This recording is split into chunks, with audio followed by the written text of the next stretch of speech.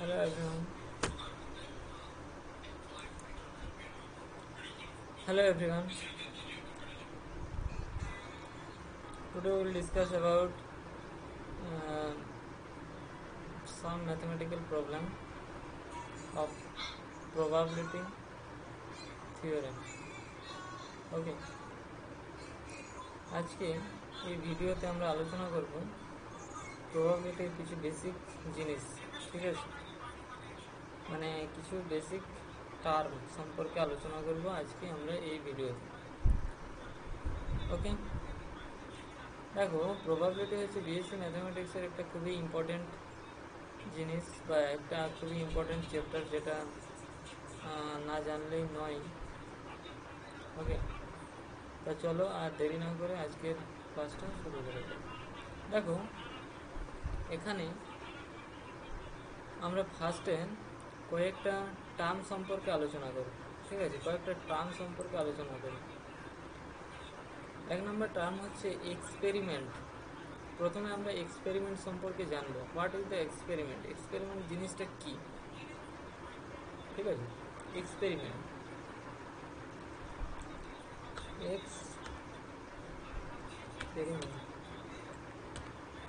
Experiment ঠিক আছে, what is the experiment? Experiment জিনিসটা কি আমরা সেটা কিন্তু আজকে ডিসকাস করবো প্রথমে।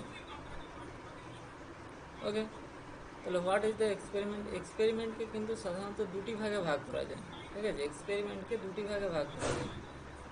ওকে, তাহলে এক্সপেরিমেন্টকে আমরা কটি ভাগে ভাগ করতে পারবো? দুটি ভাগে ভাগ করতে পারবো। ওকে, যেমন একটা কি,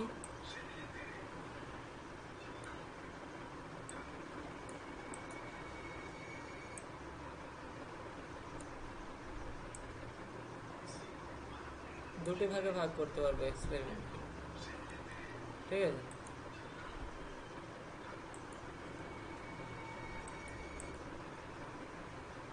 দেখো,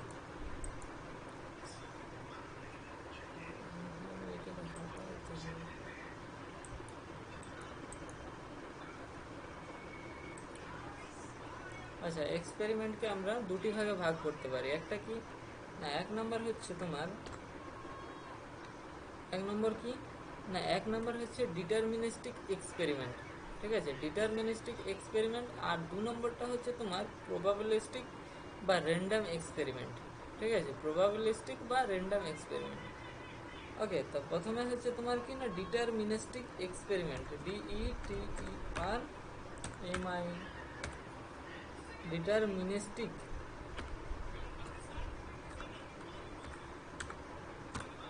ঠিক আছে, একটা হচ্ছে ডিটারমিনিস্টিক এক্সপেরিমেন্ট, আর একটা হচ্ছে তোমার নেক্সট দু নম্বরে যেটা আছে সেটা কি, দু নম্বরে যেটা রয়েছে সেটা হলো তোমার, দু নম্বরে রয়েছে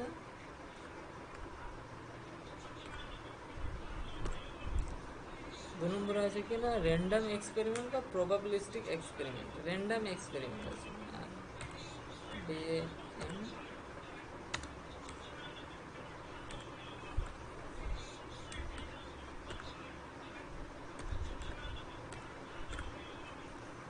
তাহলে হচ্ছে একটা হচ্ছে কি না ডিটারমিনিস্টিক এক্সপেরিমেন্ট, আর একটা হচ্ছে তোমার র্যান্ডম এক্সপেরিমেন্ট।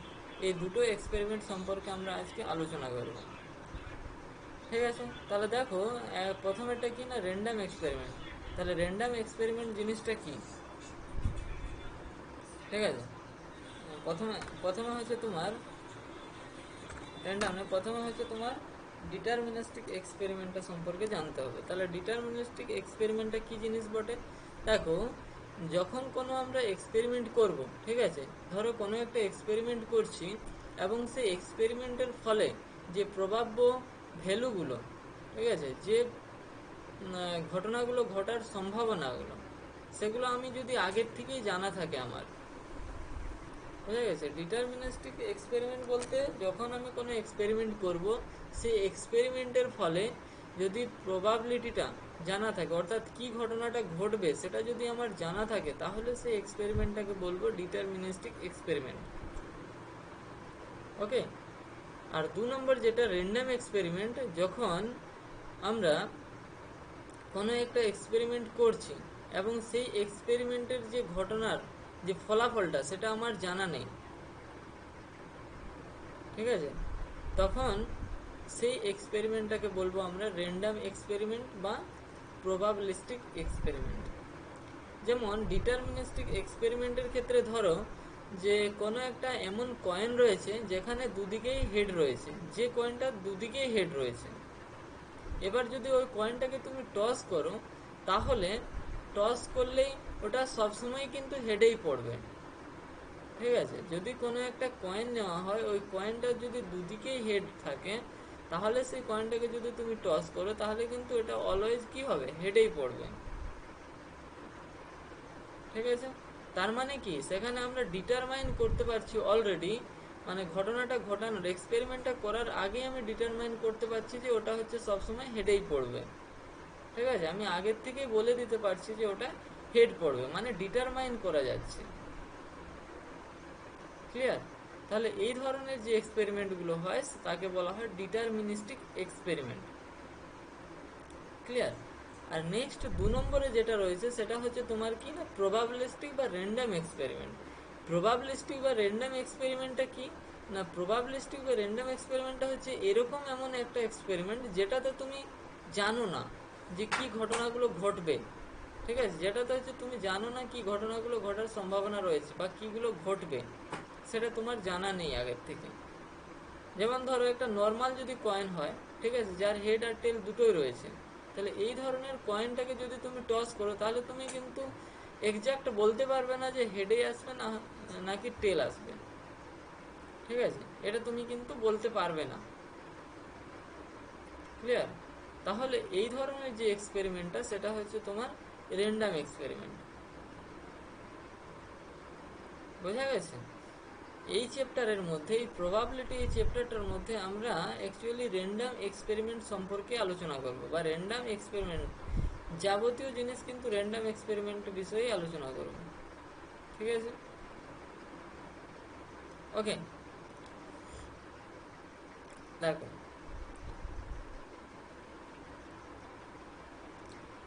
নেক্সট হচ্ছে এবার 3 নম্বর যে এক্সপেরিমেন্টগুলো আছে, 3 নম্বরে কি আছে, 3 নম্বরে আমার যেটা রয়েছে সেটা হলো আর একটা টার্ম সম্পর্কে আলোচনা করতে হবে। সেই 3 নম্বরে হচ্ছে এবার আমাকে জানতে হবে যে স্যাম্পল স্পেস কাকে বলে, ঠিক আছে। 3 নম্বরে আমাকে জানতে হবে যে স্যাম্পল স্পেস কাকে বলে। দেখো স্যাম্পল স্পেস কি,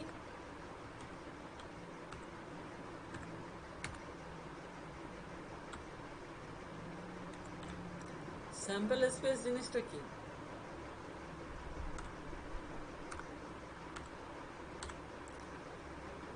তাহলে স্যাম্পল স্পেস জিনিসটা কি,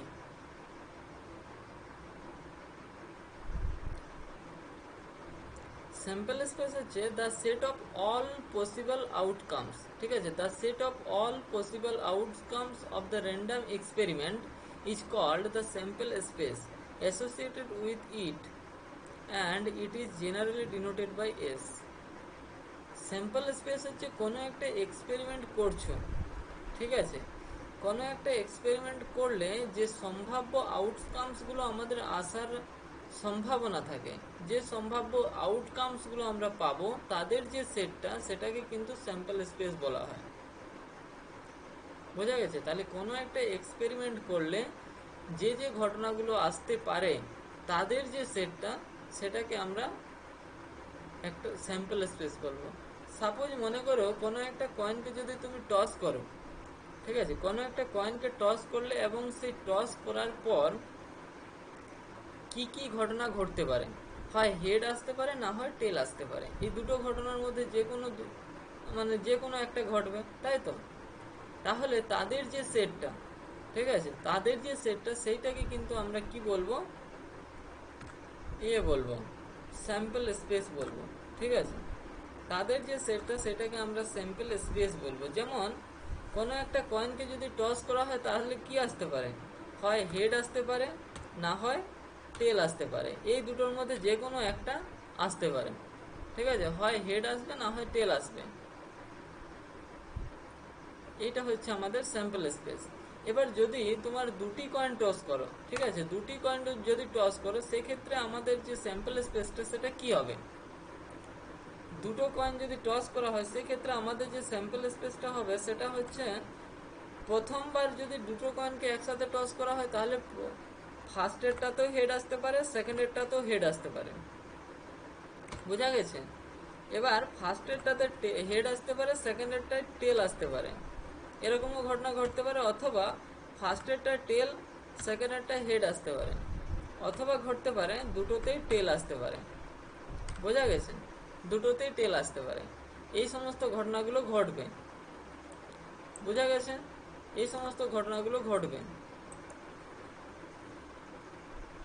বোঝা গেছে? দুটো কয়েনকে যদি আমরা টস করি তাহলে কিন্তু এই সমস্ত ঘটনাগুলো আমাদের ঘটবে। তাহলে স্যাম্পল স্পেস অ্যাকচুয়ালি হচ্ছে তোমার কার্টেসিয়ান প্রোডাক্ট। ঠিক আছে, একটা স্যাম্পল মানে একটা কয়েন টস করলে কিন্তু যে ইয়েটা পাওয়া যায়, যে স্যাম্পল স্পেসটা পাওয়া যায়, সেই স্যাম্পল স্পেসের কার্টেসিয়ান প্রোডাক্টটাই হচ্ছে দুটো কয়েনকে যদি টস করা হয় তাহলে যে স্যাম্পল স্পেসটা পাওয়া যায়। ঠিক আছে, দেখবে এটা দেখো এরকম হবে। ধরো কোনো একটা স্যাম্পল স্পেস এস আছে, ধরো দুটো কয়েনকে টস করা হয়েছে, সেক্ষেত্রে হচ্ছে তোমার দুটো কয়েনকে টস করা হয়েছে, তাহলে কি কি মানে একটা কয়েনকে টস করলে কি আসতে পারে? হয় হেড আসবে, না হয় টেল আসবে। সরি, হয় হেড আসবে না হয় টেল আসবে, এই দুটোর মধ্যে যে কোনো একটা আসতে পারে। এবার এর কার্টেসিয়ান প্রোডাক্ট আমরা কিভাবে করি? ঠিক আছে, কার্টেসিয়ান প্রোডাক্ট, এর কার্টেসিয়ান প্রোডাক্ট করে আমরা মাল্টিপ্লাই, এরকমই একটা প্রথম একটা হেড আসতে পারে, না হয় টেল আসতে পারে, টেল আসতে পারে। ঠিক আছে, তাহলে এবার এর যেটা পাবো আমরা,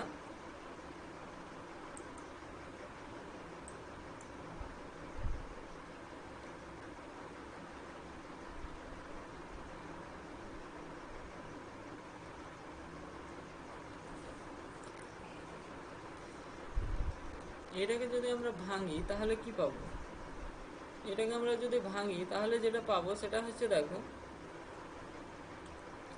দেখো ফার্স্টের হেডটা আর সেকেন্ডের হেড।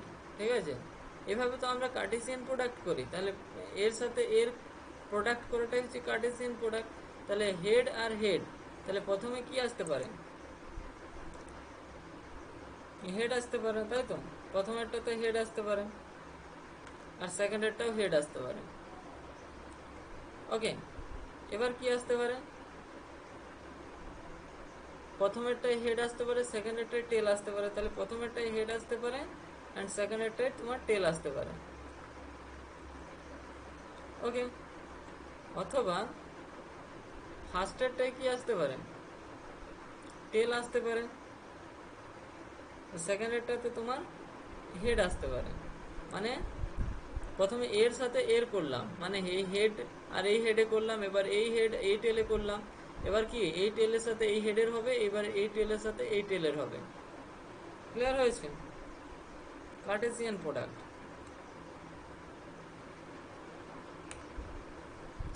এই হয়ে গেল আমাদের স্যাম্পল স্পেস। বোঝা গেল? তাহলে স্যাম্পল স্পেসগুলো অ্যাকচুয়ালি হচ্ছে তোমার কার্টেসিয়ান প্রোডাক্টের সাহায্যে তৈরি হয়। ঠিক আছে, কার্টেসিয়ান প্রোডাক্ট অ্যাকচুয়ালি। ক্লিয়ার?